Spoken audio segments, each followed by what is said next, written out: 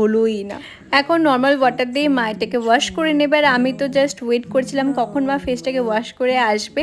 আর আমি মার ওপর প্রচণ্ডভাবে হাসবো, বাট মার এটা ওয়াশ করতে অনেক সময় লেগেছে।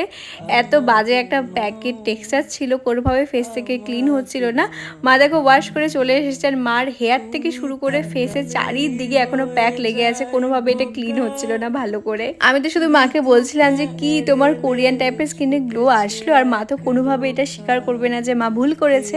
মা শুধু বলছে না, কোনো প্যাকেই তো একবার এটা সম্ভব না, 2-3 বার করলে ঠিকই গ্লো চলে আসবে, ঠিকই আমার দাগটা সরে যাবে। দেখি তোমার গ্লাস ফিনিশ কোরিয়ান স্কিন।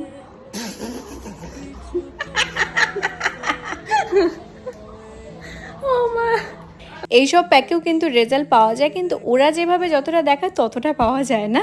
তো এই ছিল আজকে ছোট্ট একটা ভিডিও, দেখা হবে অন্য কোনো সুন্দর একটা ভিডিওতে। ততক্ষণের জন্য সবাইকে টাটা বাই।